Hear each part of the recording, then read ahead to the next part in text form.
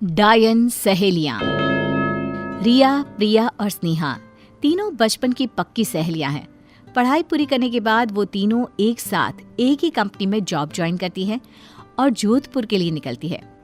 शहर में नए होने के कारण उन्हें घर मिलने में मुश्किल हो जाती है। यार, कितने दिनों तक होटल में रहकर दुगना पैसा देंगे? अब कहीं भी घर मिले ना तो चुपचाप से ले लेना, ज्यादा ड्रामा मत करना तुम दोनों। ऐसे भी हम लोगों को यहाँ कोई नहीं जानता है। अरे वो तो ठीक है, लेकिन मिले तब ना यार। हम लोगों को कौन सा मजा आ रहा है इस तरह होटल में पैसे वेस्ट करने में। तभी स्नेहा को कॉल आता है। एक घर रेंट पर है, आप लोग देखना चाहते हैं तो अभी आ सकते हैं। हाँ, हम तुरंत आ रहे हैं। तीनों ब्रोकर के पास जाती हैं और घर उन लोगों को पसंद भी आ जाता है। ये फाइनल कर दीजिए, हमें ये पसंद है। ओके, आप लोग कल से ही यहाँ शिफ्ट हो सकते हैं। तीनों सहेलियां उस घर में रेंट पर रहने लगती हैं। सब कुछ अच्छा चल रहा होता है। फिर एक रोज रात में उनके घर पर कुछ लोग घुस आते हैं और लूटपाट करने लगते हैं। रिया के रोकने पर उसे जान से मार देते हैं। प्रिया और स्नेहा मदद के लिए लोगों को आवाज लगाती है, लेकिन उसकी कोई नहीं सुनता। बचाओ, कोई मदद करो हमारी। रिया की तरह हम दोनों भी ना मारे जाए। तू भाग, मैं इनको रोकती हूँ। नहीं, मैं तुम्हें छोड़कर नहीं जाऊंगी। मेरी बात मान प्रिया। गुंडे उन दोनों के साथ जबरदस्ती करने लगते हैं और प्रिया जैसे तैसे भाग निकलती है। गुंडे स्नेहा को भी मार देते हैं और सब कुछ लूटकर फरार हो जाते हैं। अगली सुबह जब प्रिया वापस घर आती है तो लाशें देखकर खूब रोती है। मैं तुम दोनों की मौत को यूं खाली नहीं जाने दूंगी। इन दरिंदे इंसानों को यूं मैं नहीं छोड़ूंगी।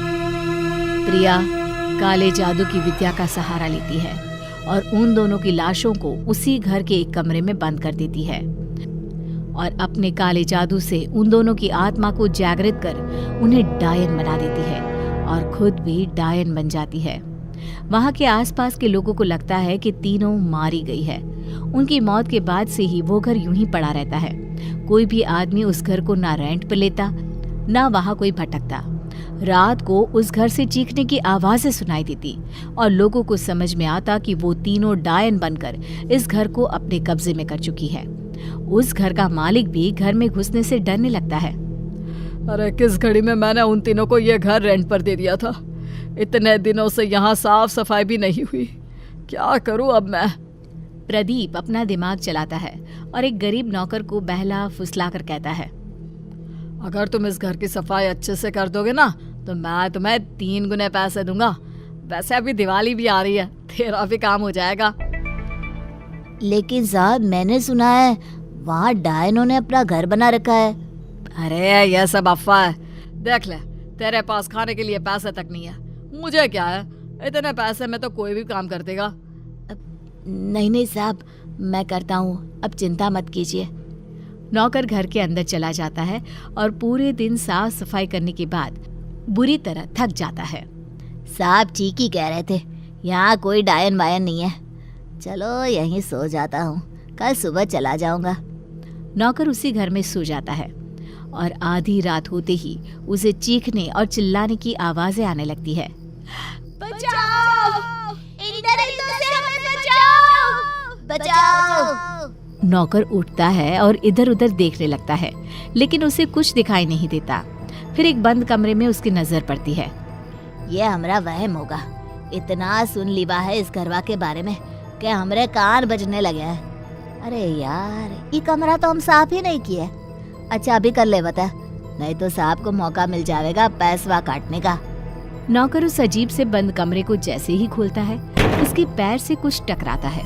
वो नीचे देखता है तो भयानक बड़े मुंह वाली डायन रेंगते हुए उसकी ओर आ रही है। डायन को देखकर उसके चेहरे का रंग उड़ जाता है। डर से वो दीवार की ओर लग जाता है। जैसे ही वो ऊपर देखता है, एक डायन ऊपर से उसकी ओर उछलती है और एक उसके पीछे से।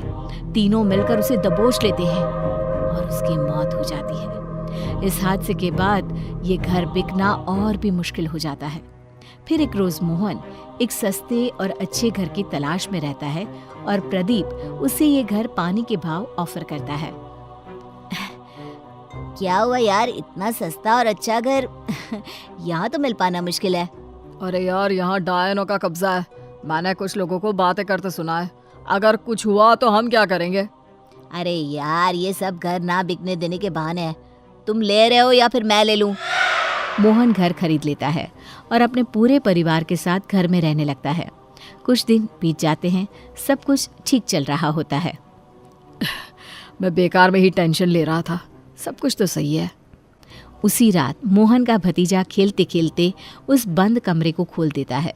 उस कमरे में बहुत अंधेरा होने के कारण वो रोने लगता है और जैसे ही उसकी माँ उसकी आवाज़ सुनकर उस कमरे में जाती है, कमरा खुद ब खुद बंद हो जाता है और तीनों डायन जोर जोर से हंसने लगती है और उन दोनों को मार देती है। डायनों की आवाज़ें घर में गूंजने लगती है। शकुंतला आवाज़ें सुनकर इधर उधर घूमने लगती है और उस कमरे को खोल देती है। अपने पोते और बहू की लाश को देखकर शकुंतला की चीख निकल जाती है। तीनों डायन घर में घूमने लगती है। बेटा पहले ही मर गया है, अब उसकी आखिरी निशानी भी चली गई। अरे डायनो, मुझे मार देती, मेरे पोते और बहू को तो छोड़ देती। एक एक कर सब मरेंगे, तेरा नंबर भी जल्दी आएगा। क्या हुआ माँ, ये सब कैसे हो गया? शकुंतला बेहोश हो जाती है और मोहन अपनी भाभी और भतीजे का अंतिम संस्कार करता है। तभी उसे वो सब कुछ याद आने लगता है जो उसने लोगों से सुना था। कहीं ये सब उन डायनों का किया हुआ तो नहीं है? मोहन रोता हुआ वापस घर लौटता है और देखता है कि तीनों डायनें उसकी माँ को घेरे हवा में घूम रही है और उसके पिता की लाश जमीन पर पड़ी है। इस घर में जो भी आएगा वो अपनी जान से जाएगा। तुम लोग भी हमें लूटने आए थे, अब मार के घाट उतर गए ना।